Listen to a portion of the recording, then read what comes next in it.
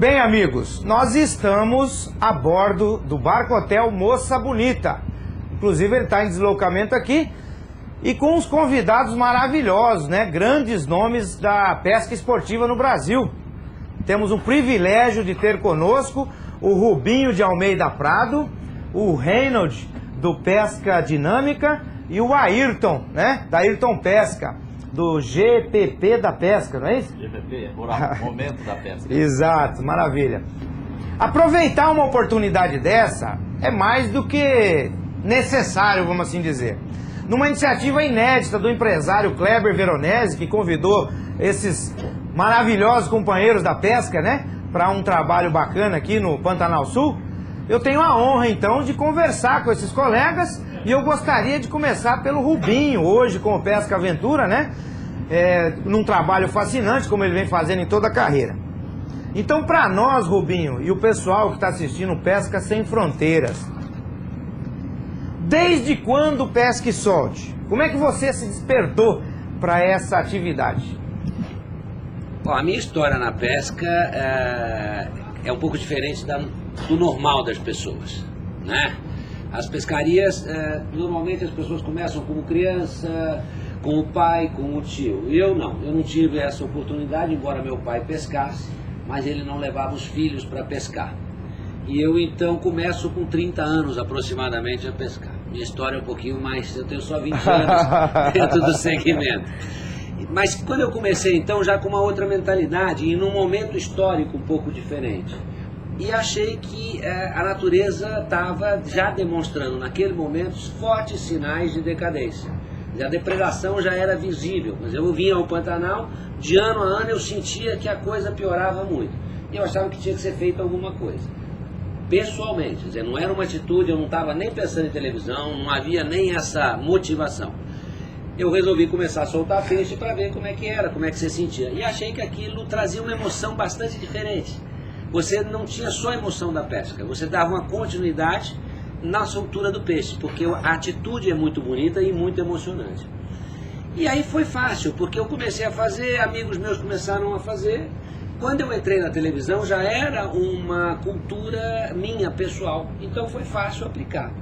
Não quero dizer que foi fácil implantar no Brasil, isso até porque acho que nós estamos ainda em trabalho de implantação. Correto. Eu apanhei fisicamente, pude soltar peixe, eu recebi telefonema de ameaça, eu tive que andar com segurança um período, porque eu tomei um soco nas costas numa feira, dando autógrafos, que eu quase tive um problema sério, eu precisei usar colete durante um período e coisas desse tipo. Mas valeu a pena, né? Isso 15 anos atrás era um choque cultural. Hoje está aí, muitos hotéis soltam peixe, é obrigatório, muitas regiões do Brasil soltam peixe, eu dou aula de pesca e solte, eu dou aula para guias de pesca e solte, para empresários, e eu acho que é uma atitude coerente, é uma coisa de você estar bem com o meio ambiente. Para mim, pesca esportiva não é equipamento, para mim, pesca esportiva não é nem pescar com modernidade, com isca artificial, não. Para mim, pescar esportivamente é estar num equilíbrio com o meio ambiente. Qualquer atitude que você faça que esteja preocupada com o meio ambiente, você está pescando esportivamente. Se você quer comer um peixe na beira do rio, beleza, coma um peixe na beira do rio. Ótimo. Se você precisar comer 2 peixes, não há problema nenhum. Porque você vai escolher o peixe certo, a espécie certa. O jeito de fazer, né? O jeito de fazer. Não vai matar simplesmente para mostrar para as pessoas, para provar que você é bom pescador. Isso não tem mais sentido nos dias de hoje. Viu? O mundo é mais moderno. Preservar faz parte da cultura. Tem que fazer parte, se a gente quiser ver isso continuar. Por isso eu acho que o pesca e solte é um caminho irreversível que nós não podemos deixar de trilhar. Não aceito, não entendo, não consigo compreender uma cidade que depende da pesca incentivar a morte do peixe.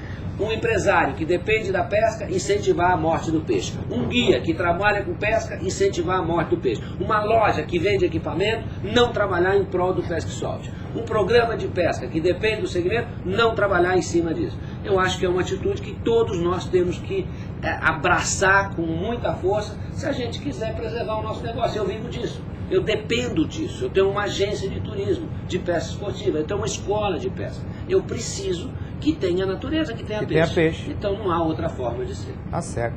Naquele princípio de que cada um fazendo a sua parte, né, o todo ganha, assim como no monte de areia, que são formados por pequenos grãozinhos, nós temos grãos de ouro nesse monte de areia aqui, né? Nós começamos pelo Rubinho. E agora Reynolds, outro grande nome da pesca esportiva no Brasil, né? Do programa Pesca Dinâmica. Meu amigo, você sempre defendeu o pesca e solte? Ou foi assim a partir de quando que começou toda a história? Não, eu sou pescador ao contrário do Rubinho, comecei muito cedo. Eu lembro que aos 6 anos de idade eu pescava lambari com a minha mãe. E pescaria, a exemplo do... Pescava lambari com sua mãe? Com a minha mãe que me Legal. ensinou a pescar lambari. Inclusive, tem até um fato inédito, né, que eu sempre contei no programa, eu cortava minhoca com o dente, até minha mãe descobriu e me dá uma surra, né? Eu já contei isso no programa. Mas eu nunca pratiquei o pesca e solte, quando eu era moleque, até minha adolescência, e até conhecer o meu amigo Rubinho, que ele me incentivou a praticar o pesca e solte. Eu fui um dos primeiros anunciantes, a minha loja, a Pesquito, foi um dos primeiros anunciantes locais do programa que o Rubinho tinha, e realmente eu fiquei apaixonado pela essa ideia do pesca e solte. A minha loja, a Pesquito, sempre promoveu campeonatos de pesca e promoveu também soltura de peixes. Nós já fazíamos a nossa parte, mas só que nós não soltávamos peixes, a cultura era outra. Entendi. A partir do momento que eu conheci o Rubinho, eu comecei a soltar os peixes abaixo da medida. Levava peixe para casa, como eu levo hoje, mas levo só para o consumo imediato, né? Um ou outro peixe. Mas a gente defende essa bandeira de pescar e soltar. Como o peixe, o melhor peixe que tem é o feito na hora, principalmente na que não vai barraca nem do pra rio. geladeira, né? Essa é a minha opinião, né? Agora, olha, essa parte pra mim é nova. Então você vê, uma grande figura de renome já nacionalmente se inspirou no Rubinho, então eu fico feliz, porque eu também sou inspiração nascida do trabalho desse cidadão aqui, né? Uma pessoa maravilhosa que contribuiu muito com o nosso esporte, né? Com essa maravilha que vem surgindo aí, renovação de geração para geração, os jovens hoje vêm dando surra nos pais com essa história de pesca e solte, né? No bom sentido, surra, o pai tá lá querendo matar o peixe para levar o filho, não, vamos soltar. Isso é ótimo, tudo começou contigo, meu amigo, eu tenho certeza, eu tenho essa certeza. Se tiveram outros para trás, eu não cheguei a ver, esse que é o ponto. Mas agora... O nosso querido amigo Ayrton, que é outro grande batalhador do pesca e solte, né? Sua experiência, meu amigo, como é que tem sido nesse universo? Eu tenho pescado, né, desde a infância, no mesmo caso do Reynolds, e ao longo dos anos eu vim percebendo que o tamanho dos exemplares estão diminuindo. É sinal que o peixe está acabando.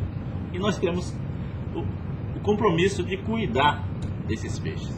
E outra indicação que eu sempre tenho em mente é que os deputados, né, o Brasil está construindo várias barragens, que construísse um laboratório para repovoamento de Fazer peixe. o peixamento, né? Repeixamento. Isso aumenta muito a quantidade de peixes. Eu tenho ido ao Japão, e Japão lá não falta peixe. E o pessoal lá come muito peixe. É uma cultura Por quê? em cima disso. Porque ele tem um repovoamento dos peixes. Além da própria criação em cativeiro. Agora, você com televisão, você com as suas viagens, você tem notado em si que está melhorando, o pessoal realmente está entrando nessa onda, assim, sob o seu olhar? A consciência da população tem melhorado muito. É o caso do Rubinho. O Rubinho lançou o pesca e solte. É uma necessidade, não tem para onde correr. Certo. Nós temos que soltar os peixes e, cito novamente, criar laboratórios de peixe e produzir mais alevinos. Maravilha. Eu queria fazer ainda, aproveitando a oportunidade, uma pergunta agora para todos. Uma coisa que vai satisfazer com certeza a curiosidade de muitos dos nossos telespectadores e a minha também, né? Eu que sou fã de vocês, com certeza. Vocês percebem muita resistência, mais ou menos, ou pouca resistência ao pesca e solte, na visão de cada um? Eu gostaria de começar pelo Reynolds agora. Na minha região, onde eu moro, Curitiba, eu estou notando que lá está tendo uma grande consciência. porque a partir do momento que nós conhecemos o Rubinho, eu lancei uma régua com medida mínima, foi a primeira régua que foi lançada, nós aumentamos o tamanho dos peixes por conta e o IBAMA acatou. Então, os mais velhos, da nossa faixa etária para mais ainda, eles não estão soltando peixe, mas eles estão escondendo e estão com vergonha, já é um bom sinal. Entendi. Agora, os mais jovens, adolescentes, com a faixa etária de 20 a 30 anos, eles são radicais. Eles querem pescar e soltar. Tá? É isso que eu vejo. A maior resistência que eu vejo, infelizmente, é do segmento da própria pesca esportiva, que depende do peixe para sobreviver. Entendi. Então nós rodamos aí pousadas, pesqueiros, não vou falar que é uma falta de ética, mas eu vejo que o próprio dono da pousada incentiva o piloteiro a pescar para o turista levar o peixe, achando que isso para ele é interessante. O que deveria ser naturalmente ele, o primeiro O exemplo, né? não Dar é. o exemplo. Estão matando o próprio ganha-pão. Esse Com pessoal, sabe o que eles vão fazer no futuro? Eles vão comer farinha com farinha, porque não vai ter peixe para mistura. Mas diz aí, Ayrton, sobre isso, você percebe muita resistência dos Olha, pescadores de modo geral? Na nossa frente, quando a gente está de frente com o cliente ou com o público, eles praticam pesca e solte. Entendi. Viramos a costa, Estão matando. estão matando todos os peixes. Tem isso também, com certeza. E você, Rubinho, por favor, diga aí. O Brasil evoluiu muito nos últimos 20 anos. Não há como negar o fato. A pesca esportiva, por exemplo, nos Estados Unidos, levou 50 anos para ser consolidada. Mudança cultural, às vezes, leva geração. A gente não pode querer que uma atitude que envolva mudança cultural ocorra em 2, 3, 4, 5 anos. Se você olhar fatos isolados na atualidade, você fica às vezes até chocado. Você fala, puxa vida, parece que as coisas estão paradas no tempo. Pessoas que continuam matando peixe, um barco que continua matando peixe. Se você olhar de uma forma global, macro, dizer, ao passar dos anos, vamos olhar de 20 anos para trás como é que era, vamos olhar como é que era 10 anos atrás, vamos olhar como é que é hoje. Tá? Então, isto mudou muito. Há 20 anos atrás ou há 15 anos atrás, todos os hotéis matavam peixe. Todos os campeonatos matavam peixe. Era bonito levar peixe para casa. Entendi. Nenhum programa de pescaria, vamos dizer, falava disso. As revistas mostravam fotos de peixe morto. Sangrando. Você há 20 anos não tinha nem o Pesca e Pague. Você não tinha nenhuma atividade, era no Brasil absolutamente embrionária. Hoje em dia você tem leis, regiões com leis obrigatórias de pesca e solte. Você tem a grande maioria dos campeonatos de pesca e solte. Você tem uma cultura que já pode ser falado o assunto. Nós estamos aqui nesta mesa debatendo o pesca e solte para milhões de pessoas. O Reynolds fala disso no programa dele o tempo todo. O Ayrton fala disso no programa dele o tempo todo. E nem por isso eles recebem pedradas em casa. Como já aconteceu no passado. Como já aconteceu no passado. Eu, a primeira vez que entrei no Yacht Clube de Vitória, 15 anos atrás, nenhuma pessoa me cumprimentou e todos riram da minha cara. Porque eles matavam compulsivamente todos os peixes. Eu já fui convidado 2 ou 3 vezes para ir ao Yacht Clube de Vitória dar palestras sobre pesca e solte.